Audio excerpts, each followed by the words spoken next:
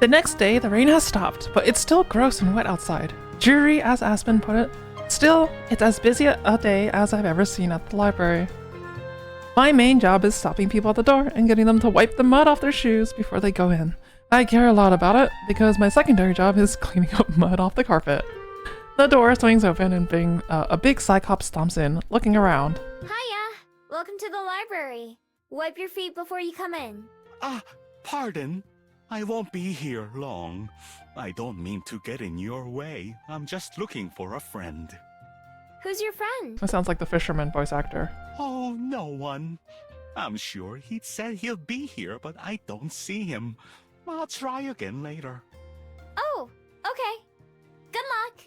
Thank you. Thank you. And I do apologize if I got any dirt on your floor. Apologizing all the way back out the door, the Cyclops leaves as quickly as he came. The door stays shut, which gives me a minute to find some fresh towels and rags.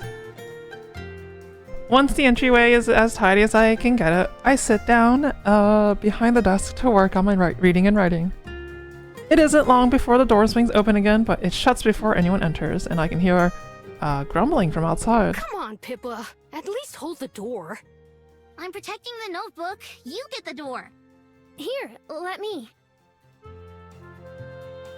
Oh my god. There are so many of them. So many new characters. The poor door pops open one more time, and 3 kids in matching uniform trudge in. 2 of them, including one carrying a notebook, who must be Pippa, look around in awe, while the other girl approaches me. Hello there, miss. My name's Cello. Like the instrument? My friends and I are here in New Zealand for a class trip, and we're supposed to research and put together a project on a special place in Wellington. We were hoping you might have some suggestions for where to start.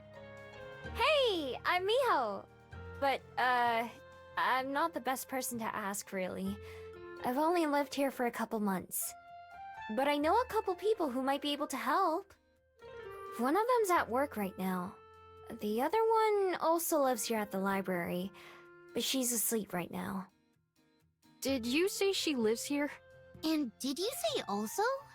Armand, Pippa, please.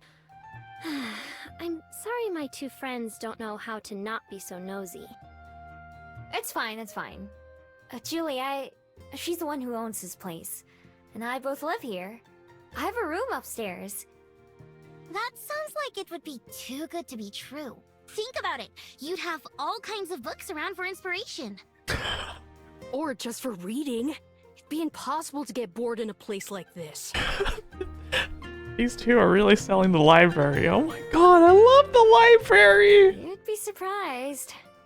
But you guys aren't the first ones to say that. Yeah, I think Aspen mentioned that, right?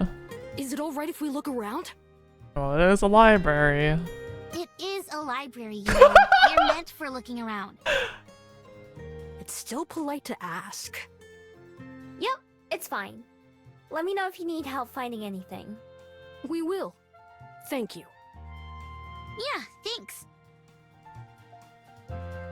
The nosy pair head off to browse their books, although they seem like carefree kids. I can tell that they're handling the books with respect, as Juliet would say.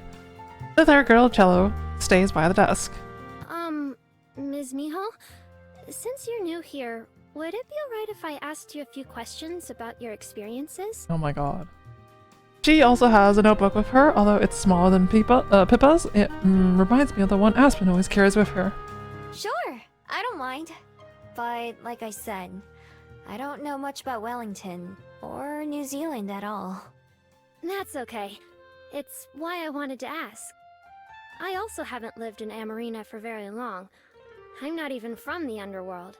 My family and I just moved there, so I don't know it the same way Armand and Pippa do. I hope that didn't sound weird. I know what you mean. Don't worry. I'm not from the underworld either. Go ahead, ask away. Thank you.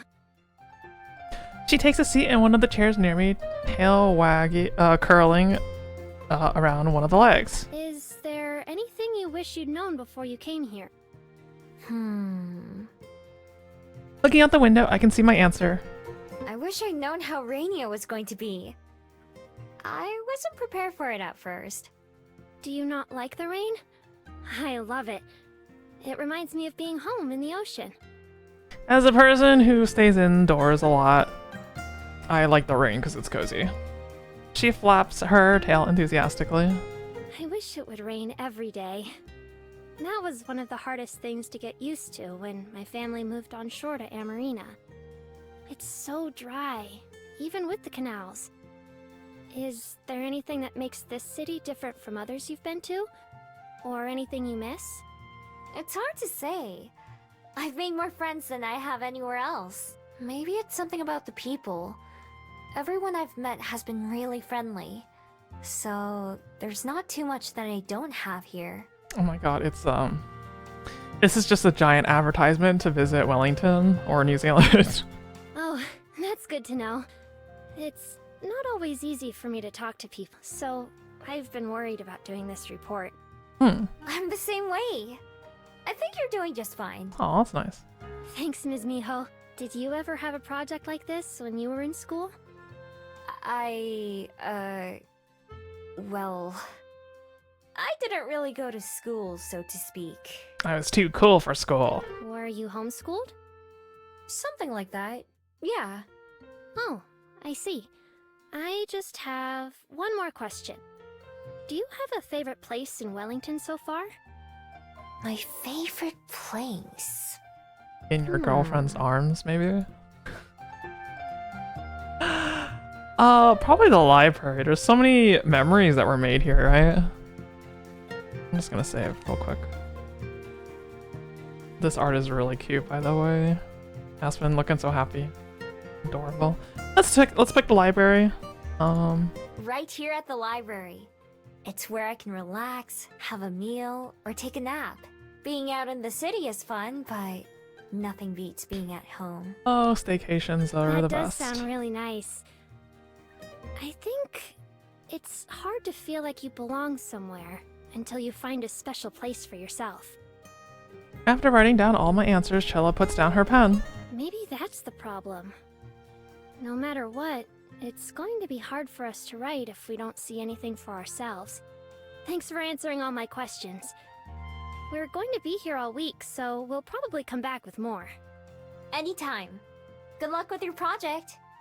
Thank you. I'll go make sure my friends aren't causing any problems either. Oh, the mature one of the group.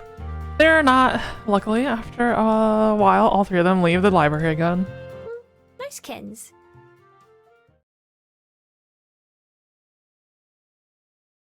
Oh god.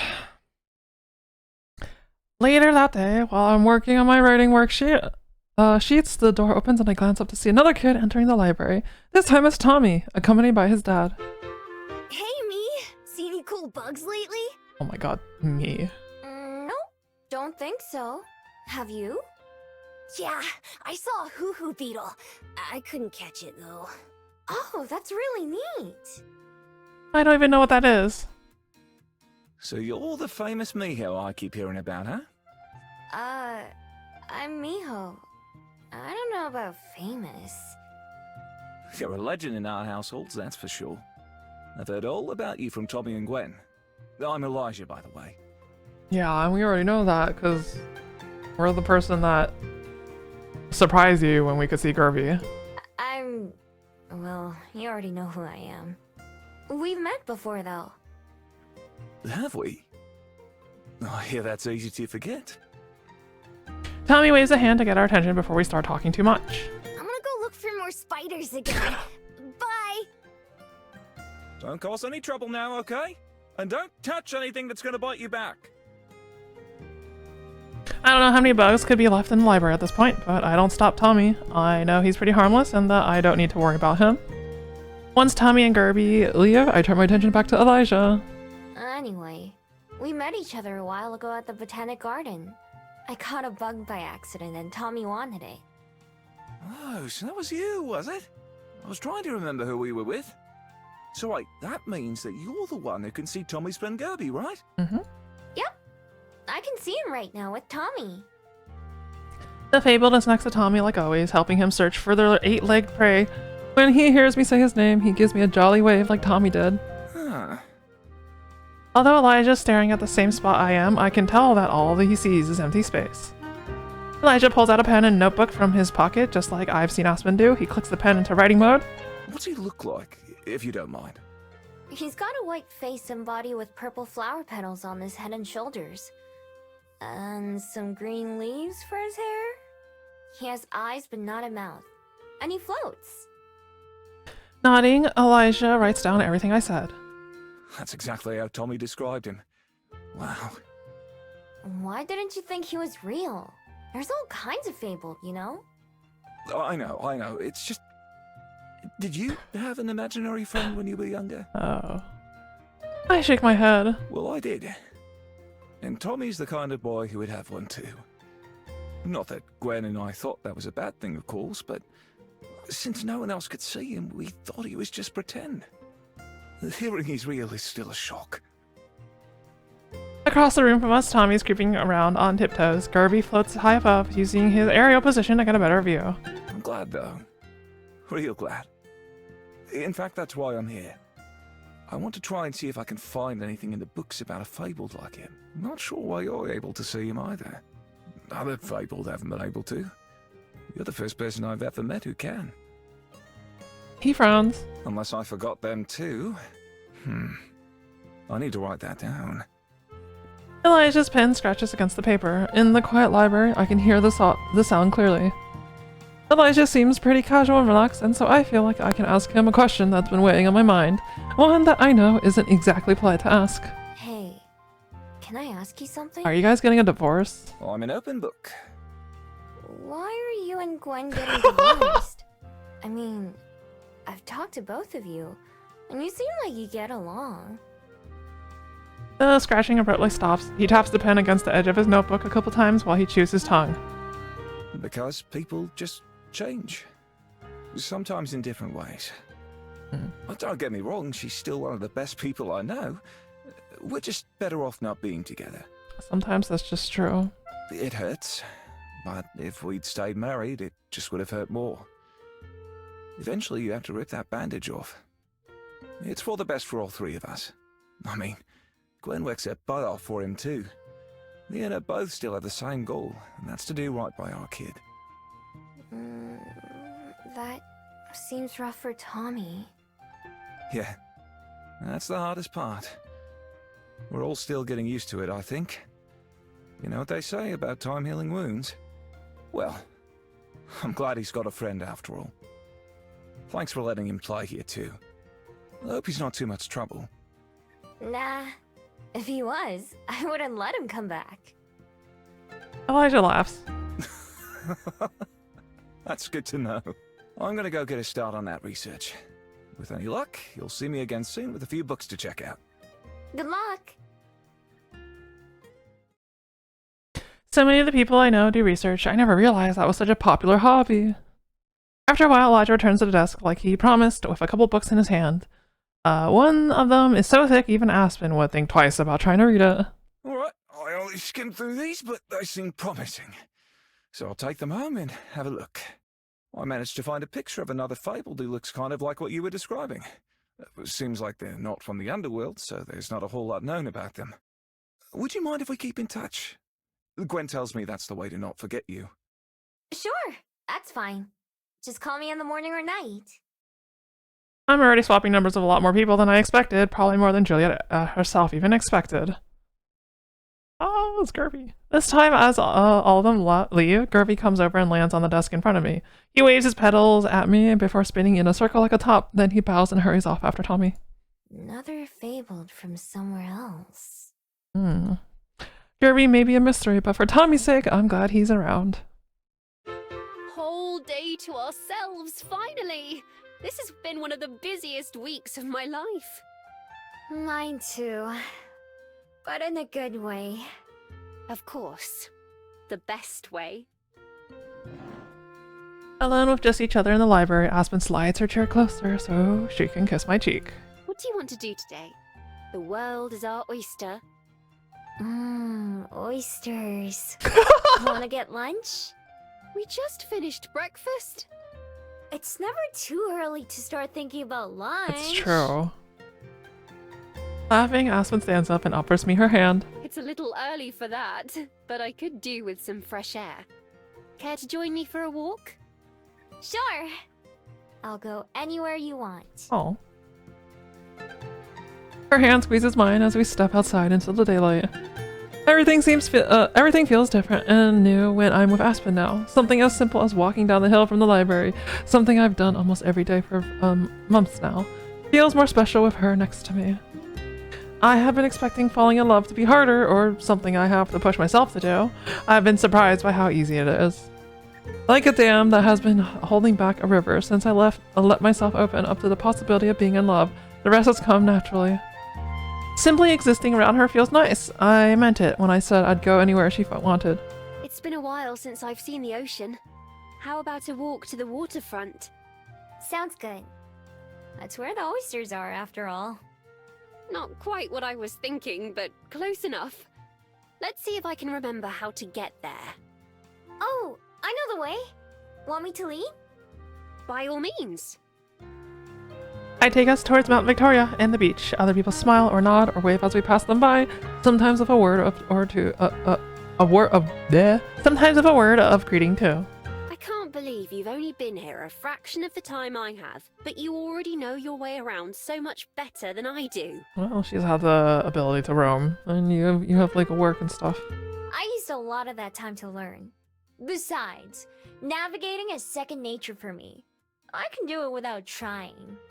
I'm glad, because I'm not sure if I've ever mentioned, but I'm terrible with directions myself. It's a good thing you offered to lead, because I was about to take us in the other direction. That would have been fun too. Would have been a surprise for both of us. Yes, and for whatever poor person whose yard we wander into. Don't worry. That's something else I'm good at. Not getting caught in people's yards. Yards. Aspen laughs. Maybe I'd be better at it than navigating, at least. Do you ever miss it? That life, I mean. Nah. She glances at me in surprise. That was awfully quick. You didn't even have to think about it. I've thought about it a lot, actually. Almost all the time for a while. But even though there are things that I miss, there are too many things that I have now that I couldn't give up. Like this. I stop walking for a second so that I can kiss her cheek like she did to me this morning. Very true. You better not give that up. Still, you've got to avoid things like going to work or paying bills and all the other little things that most people wish they could run away from. People like you? Absolutely people like me. I first fell in love with reading because it was an escape from the real world. A distraction from being alone, or sad, or anything else. Even if I couldn't live an exciting life, at least I could experience one through someone else's eyes and words. In those stories, there were often characters who remind me of you. Going wherever they please, doing whatever their hearts tell them to. Having wished so desperately to go from my normal, boring life to one of adventure, I would certainly understand if you ever wanted to go back to it. The grass is always greener. I shake my head. You've got it all wrong. What you just said about going where I want or following my heart, I'm doing both of those things right now. We're not too far from the water, but we're even closer to Mount Victoria, looking up towards its top. I have an idea. Do you mind if we go up the mountain a little bit? I want to show you something. The mountain? I'm not exactly dressed for hiking, or built for it. That's fine. It's not a hike. It's pretty easy to get to. All right, well, I'm up for it. Lead the way. Again. We take the regular trail up towards the top, but before we reach the summit, I lead us off the path. This way. I can see the curiosity on Aspen's face, but she doesn't question me. It'll be easier to just show her anyway. It's slower as a human than as a fox, but it doesn't take us long to reach our destination. Ta-da! Here we are. And this is Where? Home sweet home. Or at least it was. My den is in even worse condition now that it was last time I came. I actually have to spend a moment looking for the exact spot. Once I find it, I move aside some of the brush that's built up over the heap of mud. This was my den. I lived here until Juliet let me move into the library. I buried food that I stole in the ground to save it for later, so everything was at least a little dirty. And when it rained, my ceiling would turn into my floor. Still, it was one of the nicer dens I've made, if I do say so myself. And I've made a lot of dens. But now that I've had my own bed, pillows and stuff, it'd be hard to sleep in a hole in the ground again. Looking around, Aspen nods. She picks up a branch that's fallen halfway into the class burrow. I do love what you've done with the place, though. Ceiling on the floor, or not. Well, if you ever need a break from your apartment... We both laugh, and I hope that Aspen believes me. The same way that she feels about me, I feel about her.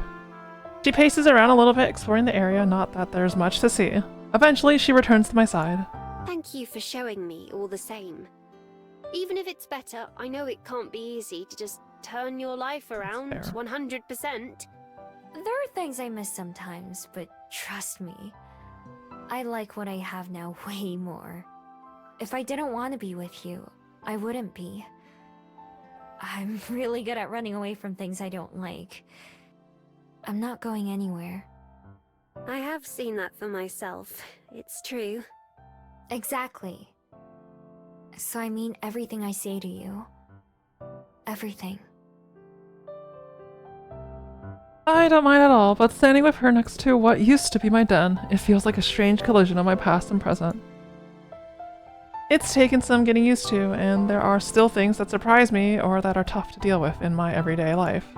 When I dug this hole, I never would have guessed it would be the last time. Before Aspen and before at Wellington, I never had anything else to go back to. But being here and seeing what I did leave behind, I don't regret that life, but I don't miss it. Every day is better than with Aspen in it, and Juliet as well. I just have to do my best to make sure that's true for them too. Judging by the way Aspen holds my hand as we go back down the mountain, and the way she laughs at all my dumb jokes, I feel like I'm doing an okay job so far. It's cute. Oh, we got some free time. Have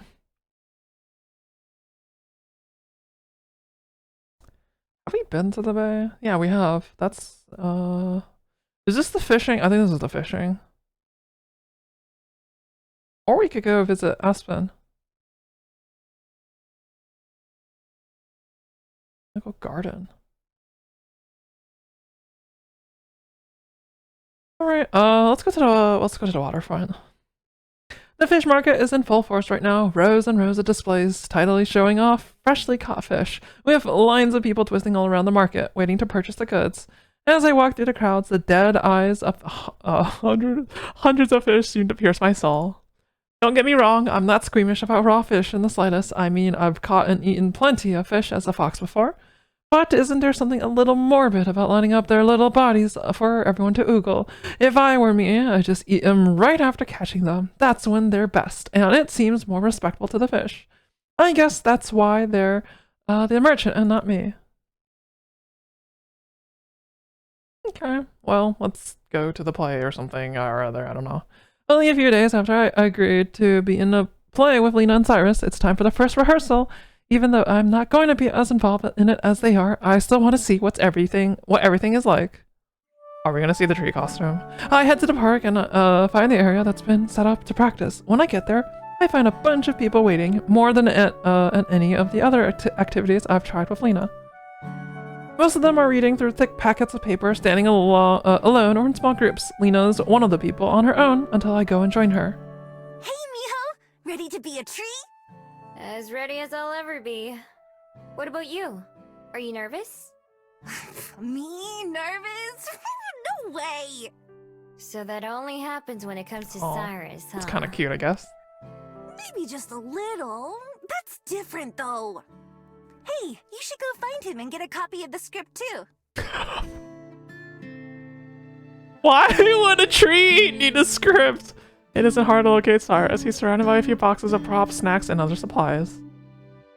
Like Lena promised, or maybe threatened, he's been included in our check-in calls to make sure he remembers me. He nods when he sees me approaching. Oh, it's my favorite tree. Har har. Hey!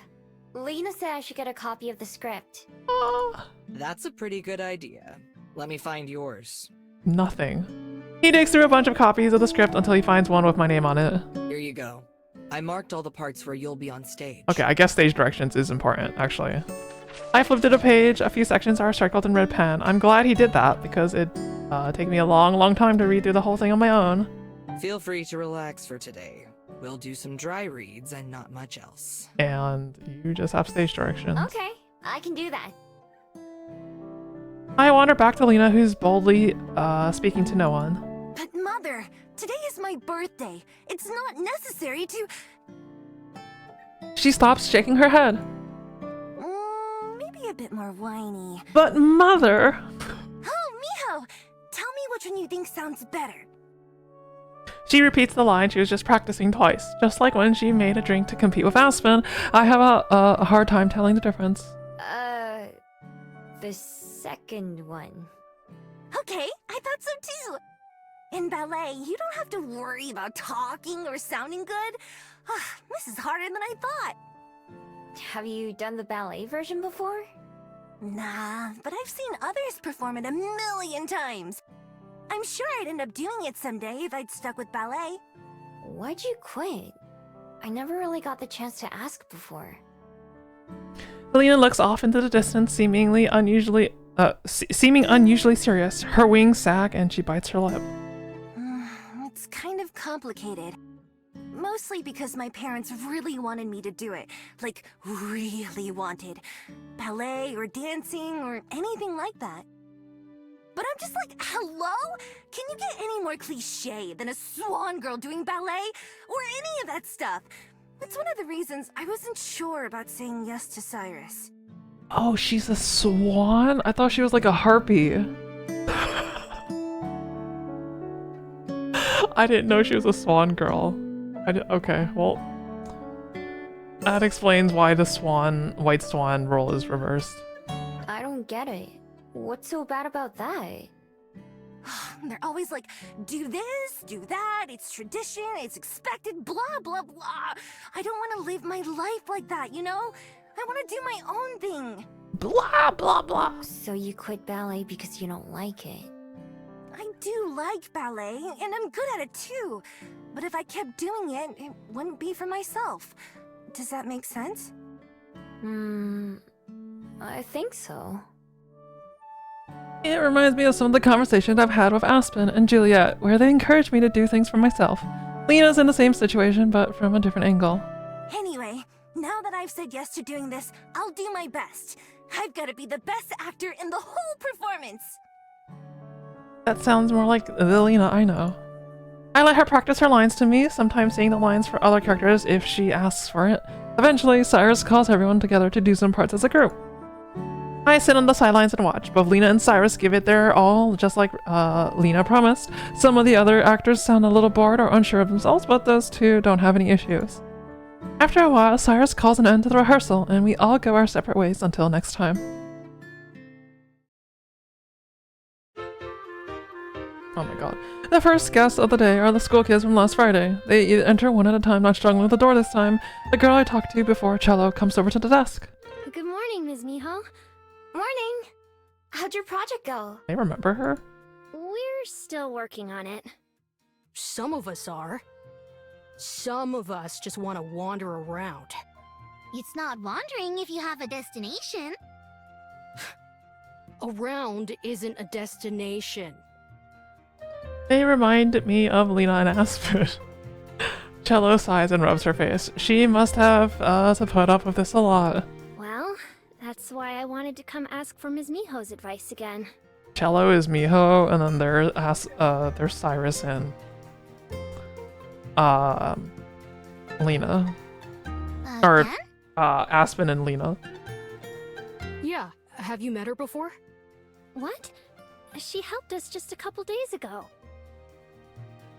Pippa and Armand look at each other confused. Even with her back to me, I can tell Cello is too. I've gotten so used to my friends remembering me that I didn't even think of how weird it was for Cello to remember. As strange as it is, it just feels like another mystery instead of a life-changing event, another question that I can't answer. In other words, not worth dwelling on. I just shrug at Cello and smile, the same way I've seen Aspen do sometimes. It's fine. It's just a thing that happens. The young mermaid doesn't look totally convinced, but she nods all the same. I've also seen Aspen do that plenty of times too. Well, if it's fine with you, I had another question to ask. Is it like because she wrote down stuff about Miho that she remembered? Ask away! Last time, you told me about your favorite place. Are there any other spots in Wellington that you like? She looks back at her friends, who are both distracted by some of the library decorations. We're having trouble settling on a topic. Oh, I know! The girl, Pippa, hurries over to the desk. I didn't even think she was listening. Do you think you could show us around town? Pippa? That's a lot to ask, don't you think? Now all three of them are at my desk. She can say no. She's working. She can't just get up and leave. Actually, she can, and she has. Actually... There still aren't any other patrons yet. I don't think Juliet would mind as long as I come back. I can't spend all day, but I can show you a couple places. Really? Are you sure? Yep.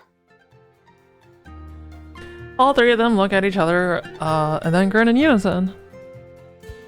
The first place I take them is the top of Mount Victoria. This was one of the first places I went to when I came to Wellington. It's so beautiful. Cello and Armin both stand at the railing looking over, out at the city in the same way I first did. I wonder if they're feeling any of the same things I did. Pippa is right behind them with a notebook in one hand and a pencil in the other. At first I think she's writing like Aspen would be, but when I walk a bit closer I see that she's drawing instead. In a few quick strokes she sketches out the shape of the railings and the slope of the mountain. A few scribbled boxes turn into buildings and houses. Ooh, you're really good. Pippa's head jerks up, surprised. Thanks! Despite saying that, her face turns red and she snaps the book shut. Oh, look at this! So Pippa and I turn to see Armin and Cello standing by the binoculars. Cello puts her eyes to them, but then pulls back, frowning. I can't see anything. Oh, here. I fish around in my pocket until I find a couple of coins and hand them to Armin. Thanks. He feeds them into the machine and Cello's able to look around. Whoa. She pans slowly from side to side before letting Armin have a turn. He looks all over, bouncing the lens up and down. Pippa, do you want to try? For a second she considers it, but then Pippa shakes her head. It's fine. Let's see something else. Next we walk down to the waterfront, where the market is. The sea is as blue as I've ever seen it. Oh, it would be nice to go for a swim. Maybe for some of us. Is there an ocean near where you guys are from? Oh no, but there's a giant lake and tons of canals. Cello spends basically all of her time in them. I'd rather take a boat than an airship when possible, even if it's slower. You would have swam all the way here if you could. So, there's just something about being on your own with the ocean, when you feel like you belong. I see that she doesn't have the fear of the ocean. What if we did our project about this beach? I definitely don't belong in the ocean. Can we pick something else? I'm with Armand on this one. Armand. It's the same as any other ocean. You guys just can't see it, I guess. Although she looks a little disappointed, Cello keeps going with a shrug and a smile. We take my usual path and end up back at Cuba Street. Like always, it's alive with all sorts of people doing all sorts of things. As we're walking, Armand suddenly stops dead in his tracks and points. Are those movie cameras? Are they filming something? Maybe. Without waiting for an answer, he runs off toward a corner of the street that's fenced off. Huh. That fence wasn't here before. Armand comes to a stop against the fence and wraps his finger around one of the links. Sure enough, there's a whole crew of people operating cameras and other gear. Whoa! They really are making a movie. What do you think it'll be about? A few people sitting on a bench across the street are dressed in costumes, although it looks like they're taking a break. One of them carries a big staff, and another one is messing with a necklace that he's wearing. Most of them have swords at their... Oh my god, it's Lord of the fucking Rings. Some kind of documentary, maybe? Maybe.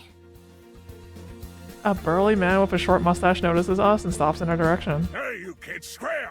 Get out of here! What the? But we were just... Yeah, I don't care what you were just doing. Move it! What the? That's fucked up. Disappointed, all four of us head back to a more crowded part of the street. I glance over my shoulder to see if the guy who yelled at us is still watching. He is, and he makes a grumpy gesture at me and I turn back around. Sometimes I remember why I used to not like humans. What a jerk. Yeah, tell me about it. Yeah. Sorry, Armand. Oh, it's okay. I got to see a little bit at least. His voice comes out kind of shaky, like maybe it isn't okay, but I don't think he'd want us to point that out. I might not know a way to cheer them all up. Okay, one more stop. The familiar ring of the bell house's doors greet us as we walk in. I hold the door for the three kids who all trail in. Hello, and welcome to... Miho? Welcome to the rest of them too. Oh yes, of course. Welcome to the Bell House. Pippa looks from Aspen to me, then back. Are you two dating? Huh? How could you tell? Pippa shrugs. Just can. Well, yes, we are. That's why I was rather surprised to see my girlfriend. You must be the students here from out of town, right? Yes, that's right. You already knew about us? I heard a bit from Miho. Anyway, it's nice to meet you. What would you like to drink? It'll be on the house. What? You can do that? That means it's free. Pippa gives me a strange look. I know what it means. Aspen bites her lip to keep from laughing, but I can see it in her eyes. I smile too. The three kids place their orders and then go sit down while I stay at the counter. Babysitter for a day? They wanted me to show them around town a little bit. I need to get back to the library soon, though. A guided tour of Wellington from Miho? Huh, how can I sign up? Oh, that's so cute. Just ask. Oh, the flirting. Although, your boss might not be as happy about you skipping work as mine. True. Maybe I should take that store position after all, so I can make my own hours. Oh yeah, I forgot all about that. Are you still thinking about whether or not to do it? Yes, it's practically all I can think about when I'm here. I have to give Regina an answer by next month, though. I'll talk to you about it later, though. What would you like to drink? Surprise me? Alright. I'll be back in a bit. I like that. Okay, see you soon. While she goes into the back, I sit down at a table in the corner with the three students. The cafe is fairly busy with many of the tables populated by humans and fabled alike. Our area is relatively empty though. Pippa has her notebook in her lap and looks to be drawing again, although she angles the book so no one can see it. Thanks for taking us around today, Miss Miho. Yeah, thank you. I'm sure we should be able to settle on a topic after this, right? Armand nods under Cello's withering glare. Right. Pippa, on the other hand, doesn't seem to notice. She's fully absorbed in whatever she's working on. Pippa? Did you have any ideas? No response.